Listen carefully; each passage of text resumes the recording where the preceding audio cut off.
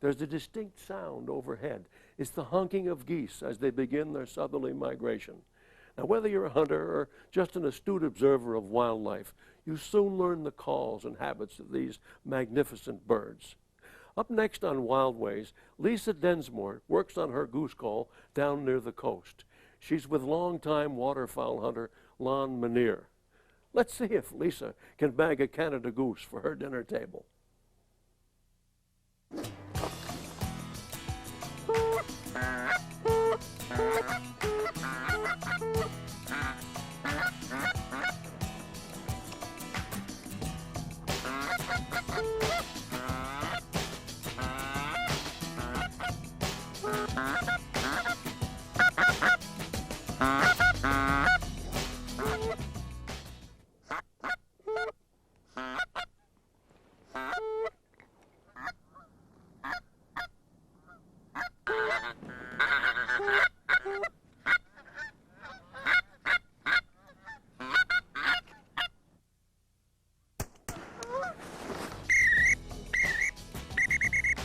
Come on, Huck.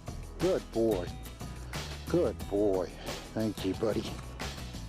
Lon, when I listen to you call geese versus the way I call a goose, I definitely need a lesson. The big thing you need to do is a cluck, a moan and a cluck, and that's the quit sound that you make in your mouth, and you go quit, quit. That's a moan and a cluck, a moan and a cluck. There you go. And you got your nice honker groan.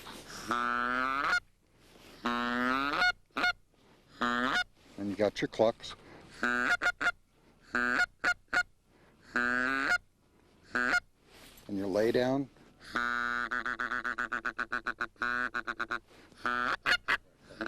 Now, what happens if the geese are coming in, they're talking to each other, but they've come in closer and they're really interested? Do you have to change what you do? Yeah, you want to get an excited greeting call going when they first start committing to come to your call, and that's something like, they've just seen each other, they're talking. What a practice caller will do is listen to what the geese are saying as they're coming in. If they're kind of quiet and they're comfortable, go with them. Don't try to overcall. But on the other hand, if they're excited and you be excited with them. When you go to pick out your call, does it matter what kind of call you get? Are they all relatively comparable? I mean, you can spend a lot of money, or you can spend $10. The average guy that wants to casually hunt geese and get a standard call for less than $20 and blow a moan and a cluck, and especially in the early season, you can bring them in just fine, just fine. You get more sophisticated. The flute is a newer type, but it's still been around for 15 years. It's long reed as well, but it allows you to reach out with some high notes to turn geese that are on the horizon or not quite committed to coming to your spread. What's the biggest mistake you find people make when they're calling? The big mistake is they haven't practiced. So they get excited, they see goose, your adrenaline starts flowing and you start miscalling all the time. And you just got to settle down, relax, listen to what the geese are saying to you and mimic them. If you can do the moan and the chuckle, and you can do the lay down, and you can do the clucking, they'll come in. If you've done your job with your decoys, if you've set up where they want to be, they just want the comfort that those are the real geese and they're going to come in. I've been goose hunting for 15 years, and I confess, I always let somebody else call in the birds. But next time, it'll be my turn. I can hardly wait to put this guy in the freezer. Most of the visitors to this spot were after wild game. This chimney is all that's left to Camp Idlewild, an old logging camp turned sporting camp on 2nd Connecticut Lake. Its visitors included big shots from New York and people who came here just for the scenery and the wildlife. There are lots of opportunities to see wildlife between Connecticut Lakes and Megalloway Mountain. And one bird you seem to see everywhere these days is the Canada goose. They're all up and down the Connecticut River corridor, on the shores and on the valley farms. In our next story, we'll see how biologists are tracking Canada geese, both on their migration routes and here at their summer homes.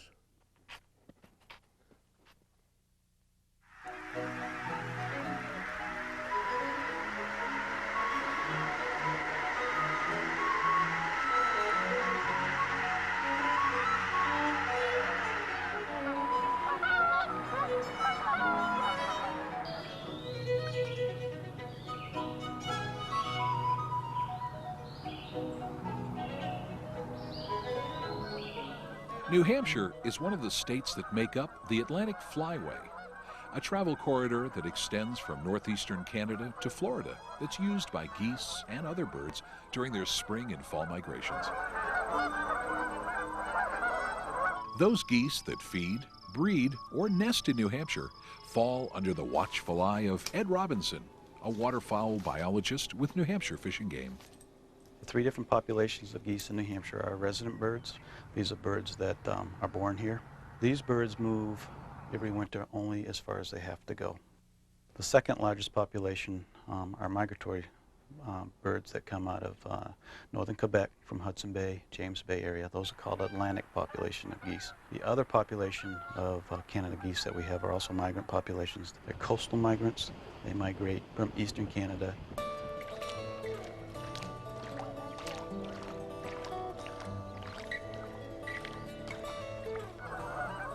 Because Canada geese are migratory species. Everything we do here in New Hampshire coincides with what happens throughout North America. We work with Canada and all the other states up and down the East Coast to manage these populations. One of the challenges biologists face with geese is right in their own backyard. As New Hampshire's urban areas expand, they give rise to more office parks, residential developments, and golf courses. Ideal habitat for geese with their manicured lawns and man-made ponds. But it's also a recipe for human-wildlife conflicts. I don't see the resident population in the southern part of the state decreasing because of development. I see it actually increasing and being more problematic down the road. Canada geese are very majestic. They're very attractive to watch. Until you get 20 or 30, 50, 200 birds sitting at a small half-acre pond, they will quickly eat out areas of lawn. Their feces burn the grass. As part of a coordinated national effort with state and federal wildlife agencies, biologists throughout the flyway band geese to get a better understanding of the density of each populations and their movements. Banding provides us the best information on hunting pressure and distribution of populations. We band about 40 to 50,000 Canada geese in the United States and Canada each year along the East Coast. We start our banding effort in late June. We actually just set up pens on the shore with a wing structure, and we canoe the birds right into a capture pen.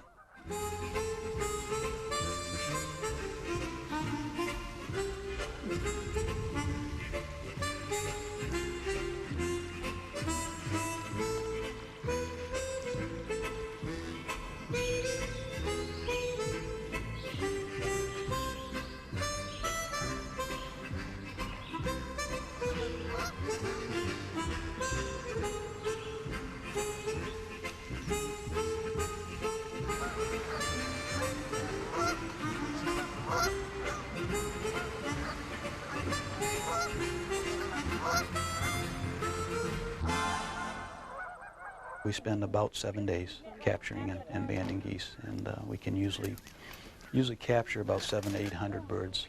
Some of those are recaptures. Our goal is to try to band 500 birds. Once he's banned, you can give him to me and I'll sex him. Yeah. Good job.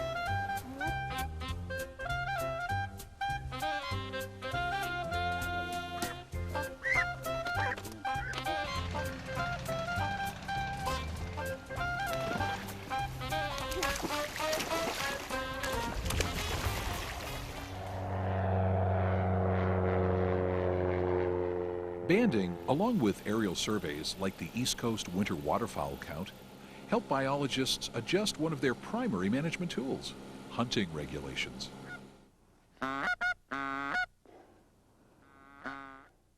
We set our fall hunting seasons to focus pressure on certain populations and take pressure off certain populations. And we've learned this through our banding efforts.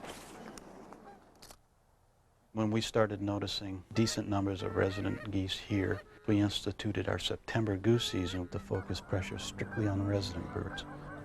When you want to take these four and they come back around?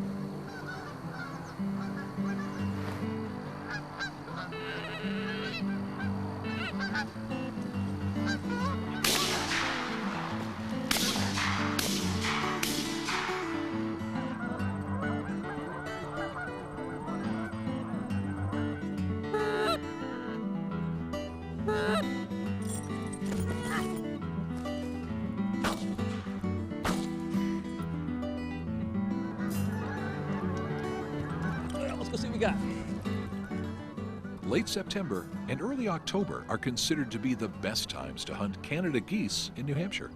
You have about a 10-day window when the migrants come through and they're here and mixed in with the resident birds. If you are able to spend the time and goose hunt during that 10 to 14-day window, you're going to do all right. You're going to shoot a lot of birds. No band either, huh? That's a big bird. That'll be good eating there.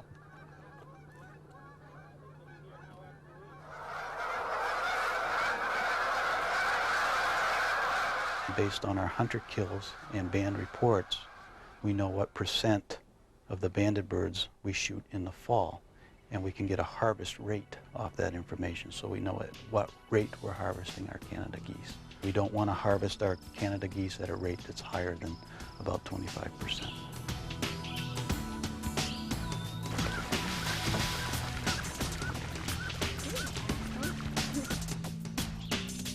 As geese management evolves, biologists will continue to conserve wetlands and open areas for geese, while managing ebbs and flows in their populations.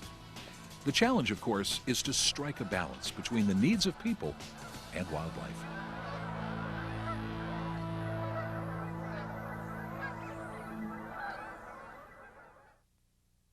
The Great North Woods has been shaped by the people who work and play here. Its industry is tied to the land: agriculture, timber, outdoor recreation. It's also a very likely place to spot a moose, and its beauty is unsurpassed. The lands, not the mooses.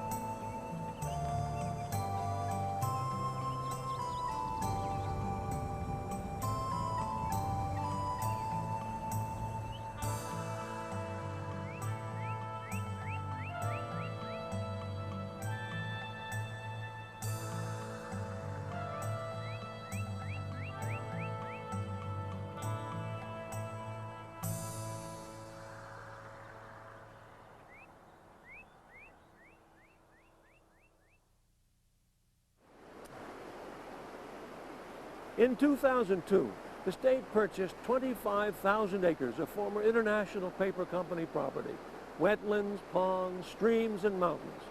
The purchase was the result of enormous effort by conservation groups and residents of the North Country. The Connecticut Lakes natural area now protects the region's most sensitive ecological features and habitat, along with its tradition of outdoor recreation. It's an amazing place, but it's another story. That's enough for now. I'm Willem Lang, and I'll see you outdoors. Major funding for this series was provided by purchases of hunting and fishing equipment and motorboat fuels through the Federal Aid in Sportfish and Wildlife Restoration programs. Since 1937, restoring America's wildlife. Wildlife Journal is also made possible by the members of New Hampshire Public Television. Additional funding provided by the Alice J. Reen Charitable Trust, the Roy A. Hunt Foundation, and the Mary Alice Arakalian Foundation. To learn more about the stories in this program or its companion magazine, New Hampshire Fish and Game's Wildlife Journal, log on to www.nhptv.org. To order a video cassette, call us at 1-800-20-NHPTV.